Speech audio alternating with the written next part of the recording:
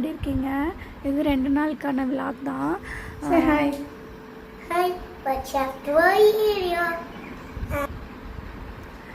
கோழிக்கு, நாய்க்கு, வாத்துக்கு எல்லாத்துக்கும் சாப்பாடு வைக்கலாம் அப்படின்னு தேடிட்டு இருந்தேன். அதுங்களெல்லாம் காணும்.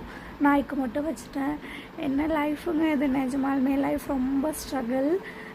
எப்படி சொல்கிறது, இந்த லவ் மேரேஜ் பண்ணாலே வந்துட்டு அரேஞ்ச் மேரேஜில் 100% அப்படின்னா ஸ்ட்ரகிள், இந்த லவ் மேரேஜ் பண்ணால் 200% வந்து ஸ்ட்ரகிள் இருக்கும்.